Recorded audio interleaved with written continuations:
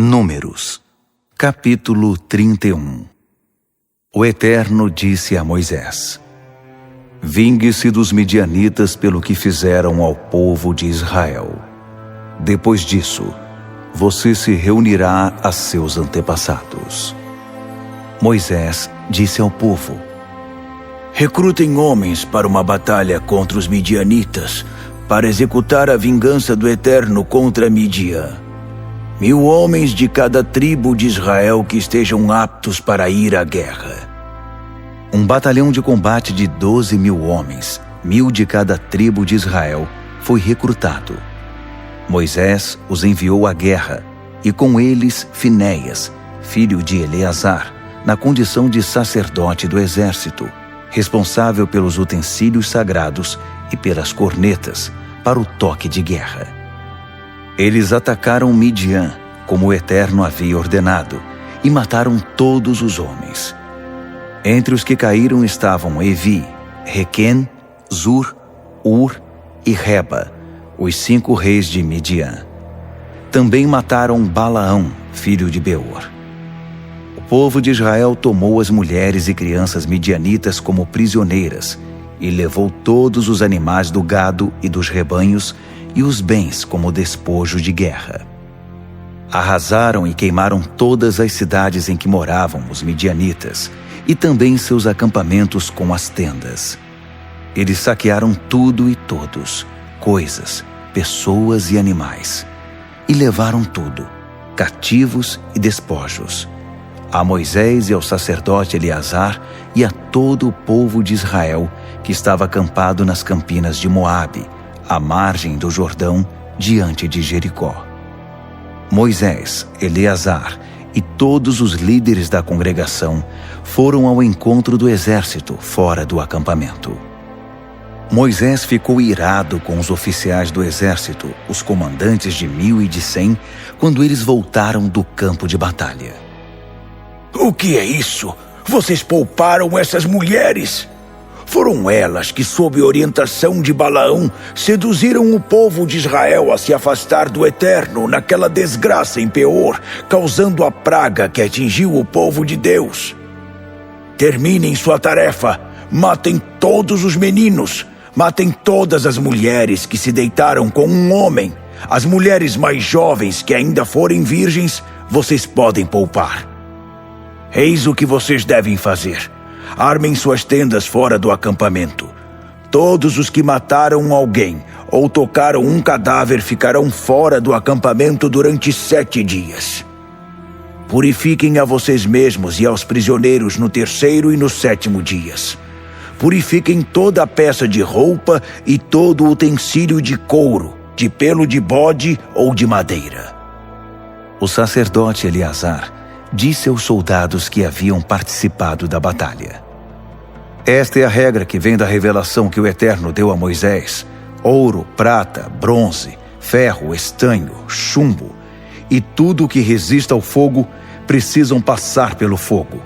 Então estarão ritualmente purificados. Também terão de ser lavados ritualmente na água da purificação. Além disso, tudo que não resistir ao fogo precisará ser lavado com água. No 7º dia, lavem suas roupas. Assim estarão ritualmente purificados e poderão voltar ao acampamento. O Eterno disse a Moisés: Quero que você, o sacerdote Eleazar e os líderes das famílias da comunidade contem os prisioneiros e os animais trazidos da batalha. Dividam o despojo entre os soldados que combateram na batalha e o restante da comunidade. Então, cobre o tributo do despojo destinado aos soldados, na base de 1 para 500, sobre pessoas, bois, jumentos, ovelhas ou bodes. É um tributo ao Eterno da sua metade do despojo, que deve ser entregue ao sacerdote Eleazar, a favor do Eterno. Tributem a metade que pertence aos israelitas, na base de 1 para 50, sobre pessoas, bois, jumentos, ovelhas ou bodes. Entreguem essa parte aos levitas, responsáveis pela habitação do Eterno. Moisés e Eleazar seguiram à risca a ordem do Eterno. O restante dos despojos tomados pelo exército era 675.000 ovelhas, 72.000 cabeças de gado, 61.000 jumentos, 32.000 mulheres virgens. A metade dos que tinham combatido na batalha era 337.500 ovelhas. O tributo para o Eterno, 675. 36.000 cabeças de gado. O tributo para o Eterno, 72. 30.500 jumentos. O tributo para o Eterno, 61. 16.000 pessoas. O tributo para o Eterno, 32. Moisés entregou o tributo ao sacerdote Eleazar como a parte pertencente ao Eterno, conforme as instruções que o Eterno tinha dado a Moisés. A outra metade pertencente à comunidade de Israel, que Moisés separou do que foi dado aos homens que combateram na batalha, foi 337.500 ovelhas, 36.000 cabeças de gado, 30.500 jumentos, 16.000 pessoas.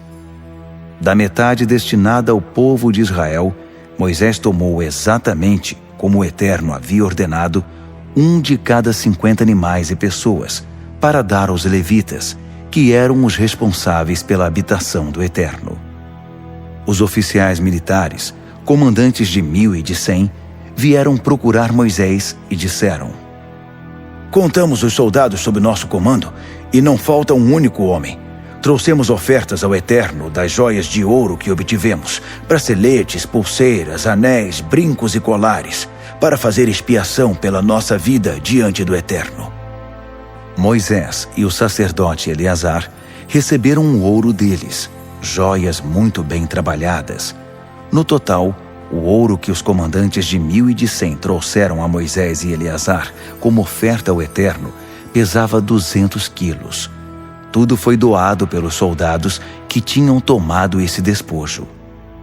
Moisés e Eleazar pegaram o ouro dos comandantes de 1.000 e de 100 e o levaram à tenda do encontro, para servir de lembrete ao povo de Israel diante do Eterno. Números, capítulo 32. As famílias das tribos de Ruben e Gade possuíam grandes rebanhos. Eles viram que as terras de Jazar e Gileade eram ideais para as pastagens de gado. Por isso, foram falar com Moisés, o sacerdote Eleazar e os líderes da comunidade, e disseram: Atarote, Dibom, Jazar, Ninra, Esbom, Eleale, Sebã, Nebo e Beom, terras que o Eterno subjugou diante da comunidade de Israel, são ideais para a criação de gado, e nós temos gado. Eles continuaram: Se vocês acham que fizemos um bom trabalho até aqui, gostaríamos que essas terras fossem nossa propriedade.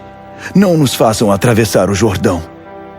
Moisés respondeu aos homens de Gade e Ruben: Vocês estão querendo dizer que vão escapar da guerra que aguarda seus irmãos, enquanto vocês se estabelecem aqui?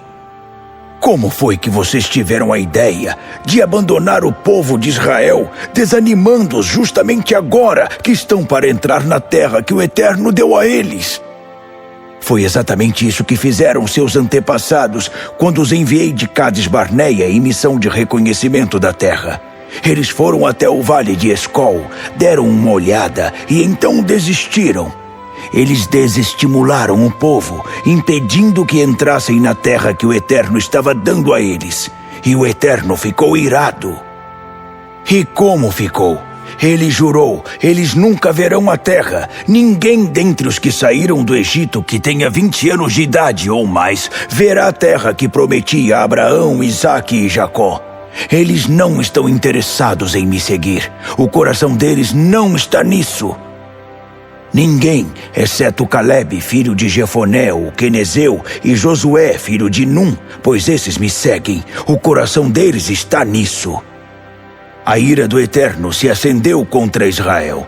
Ele os fez caminhar no deserto durante 40 anos, até morrer toda aquela geração.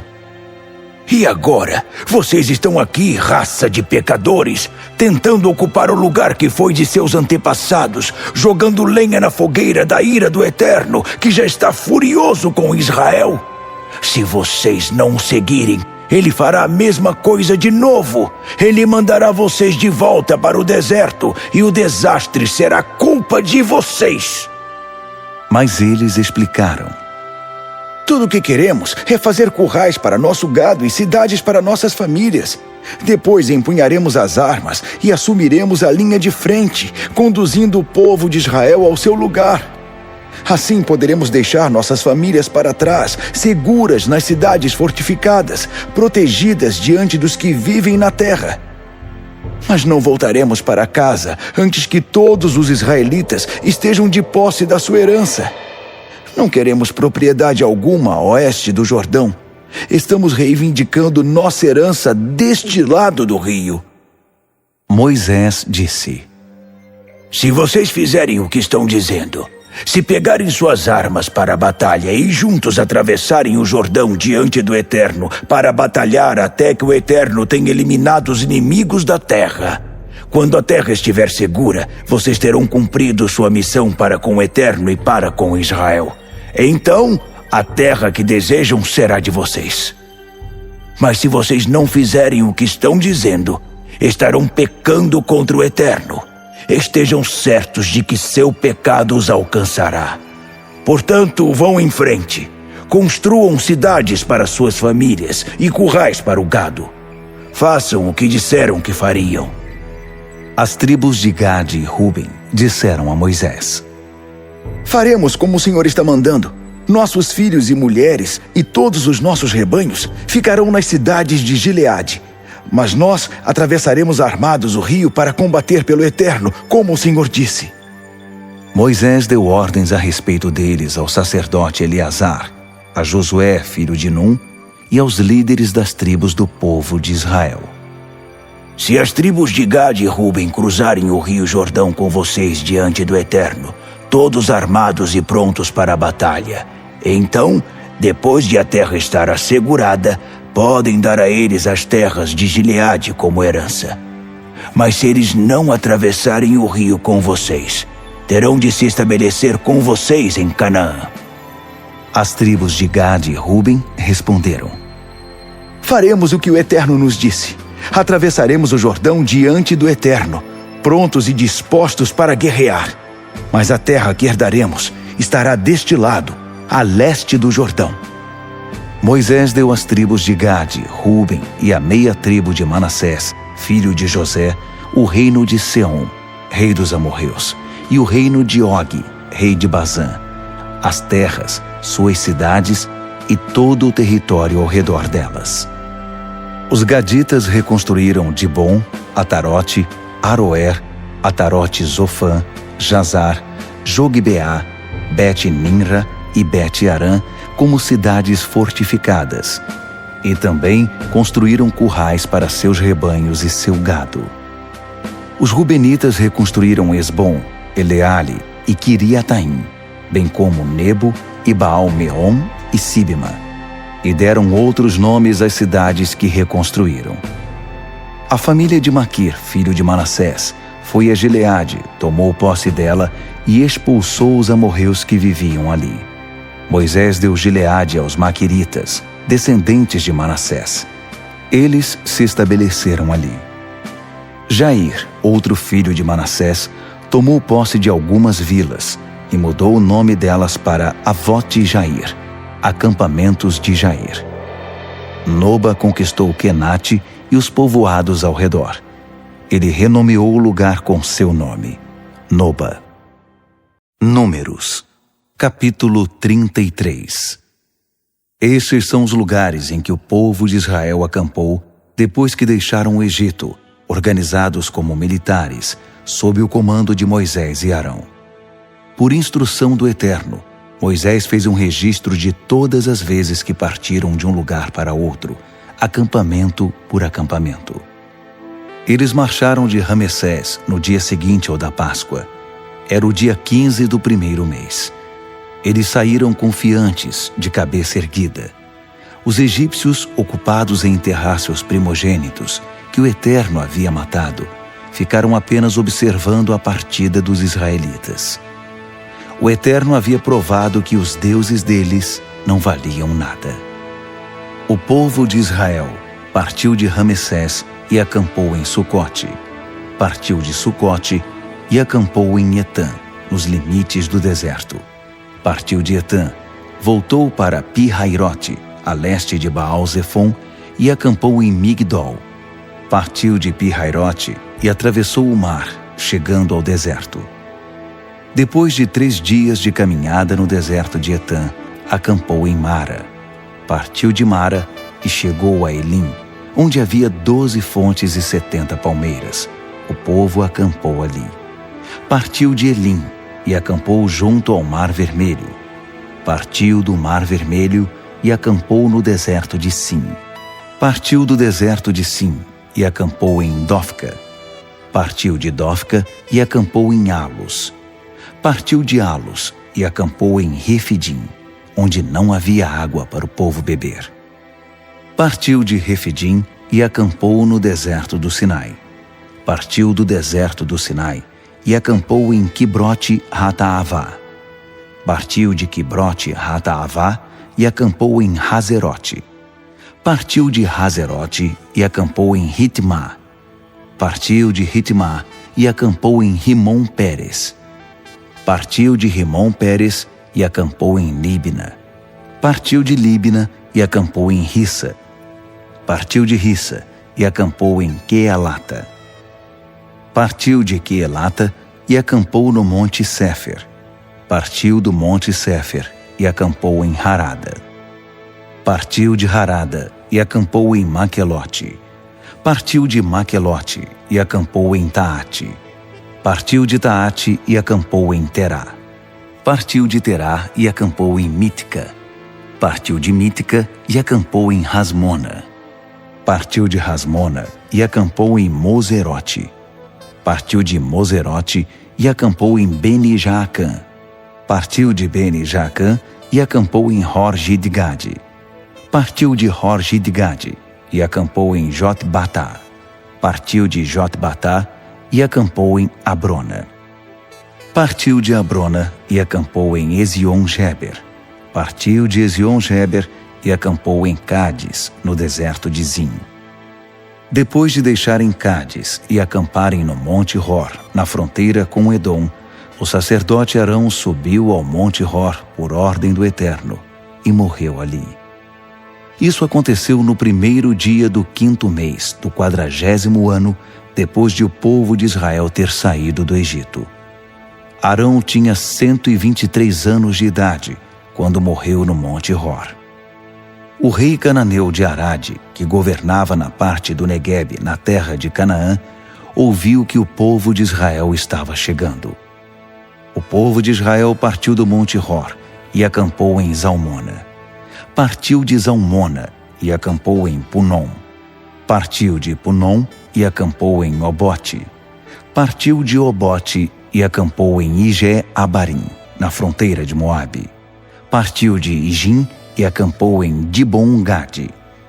Partiu de Dibon-Gade e acampou em Almon de Blataim. Partiu de Almon de Blataim e acampou na serra de Abarim, do outro lado do rio, de frente para o Nebo. Depois que deixaram a serra de Abarim, o povo acampou nas campinas de Moabe, à margem do Jordão, diante de Jericó, desde Bet-Gesimote até Abel-Sitim, campina de acácias. O Eterno disse a Moisés nas campinas de Moabe, à margem do Jordão, diante de Jericó: diga ao povo de Israel: quando vocês atravessarem o Jordão e entrarem na terra de Canaã, expulsem toda a população nativa que encontrarem pela frente. Destruam seus ídolos esculpidos, destruam suas imagens fundidas e derrubem os locais de adoração idólatra deles, para que vocês possam tomar posse da terra e se estabelecer nela.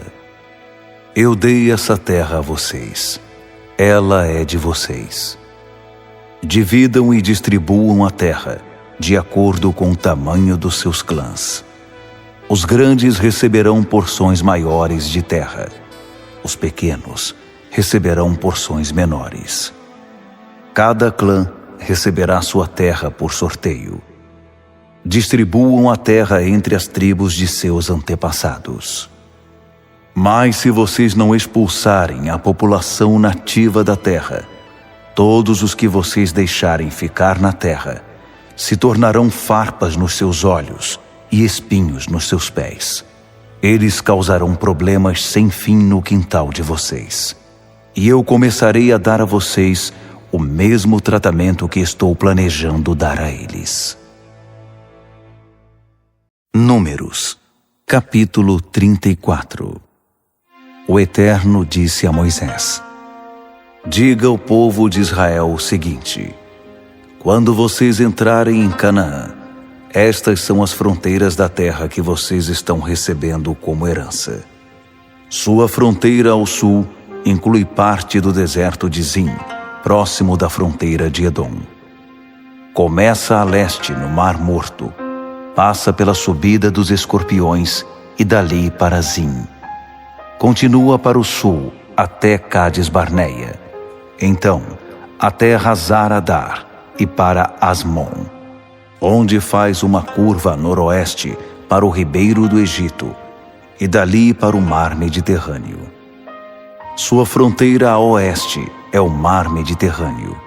Sua fronteira ao norte segue uma linha desde o mar Mediterrâneo até o Monte Hor, e desde o Monte Hor até Lebo-Hamate, e vai até Zedade, prosseguindo até Zifron e terminando em Hazar-Enã. Essa é a fronteira norte. Sua fronteira leste segue uma linha de Hazar-Enã até Zefã. A linha desce ao sul, desde Zefã até Ribla, e a leste, para Aim, e prossegue ao longo das encostas, a leste do mar da Galileia. A fronteira, então, segue o rio Jordão e termina no Mar Morto. Moisés ordenou ao povo de Israel: essa é a terra. Dividam a herança por sorteio. O Eterno ordenou que ela fosse dada às 9 tribos e meia.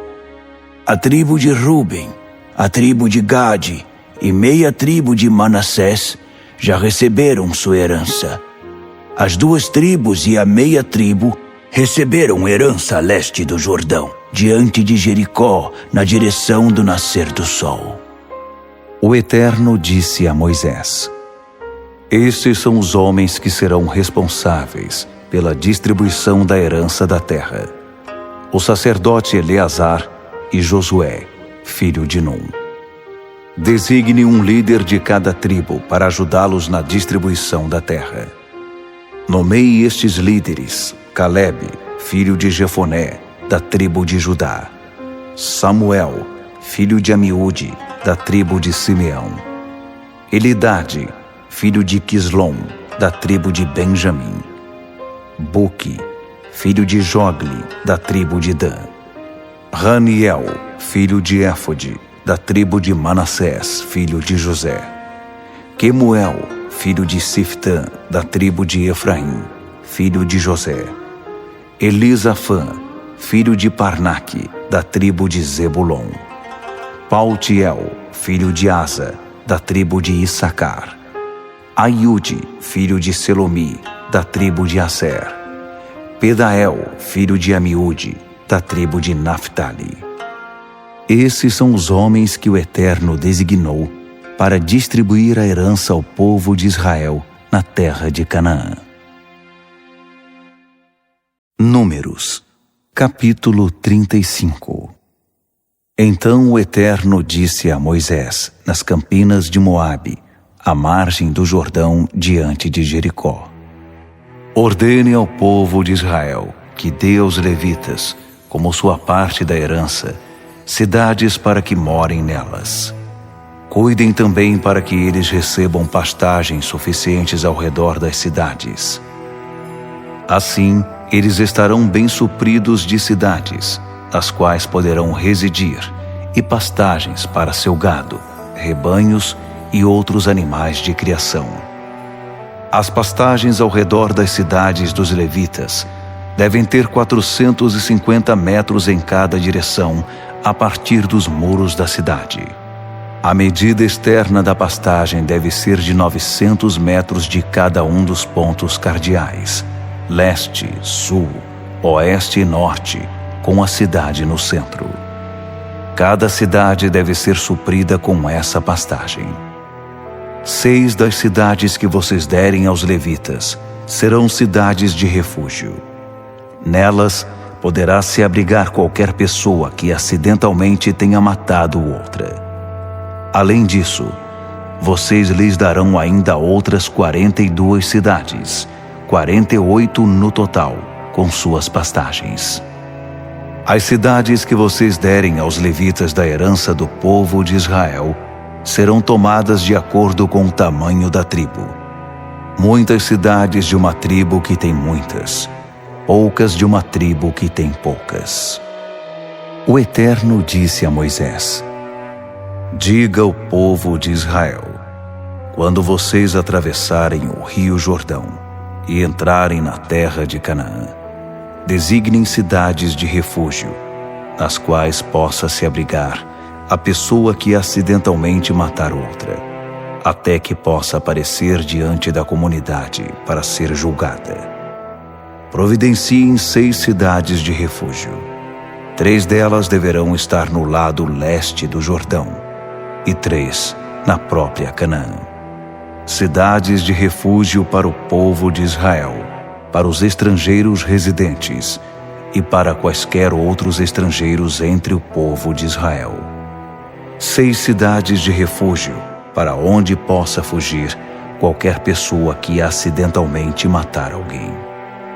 Mas se quem matou outra pessoa usou um objeto de ferro, isso é assassinato óbvio. Ele é assassino e precisa ser executado.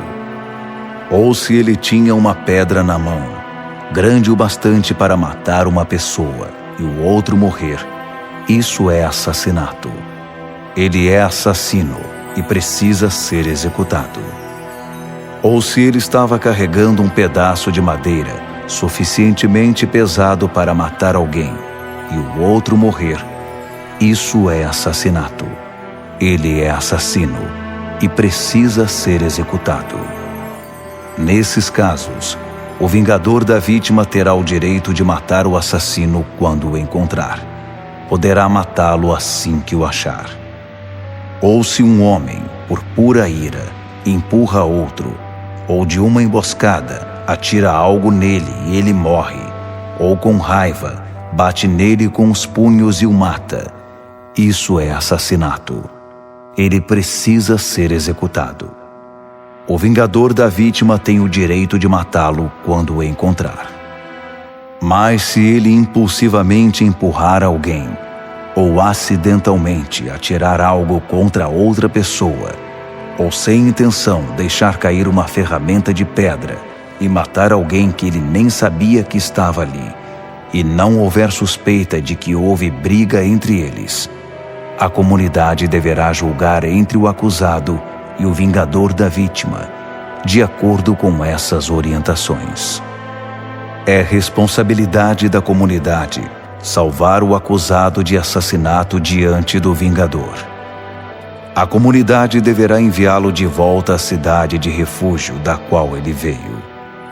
Ele ficará lá até a morte do sacerdote principal, que foi ungido com óleo santo.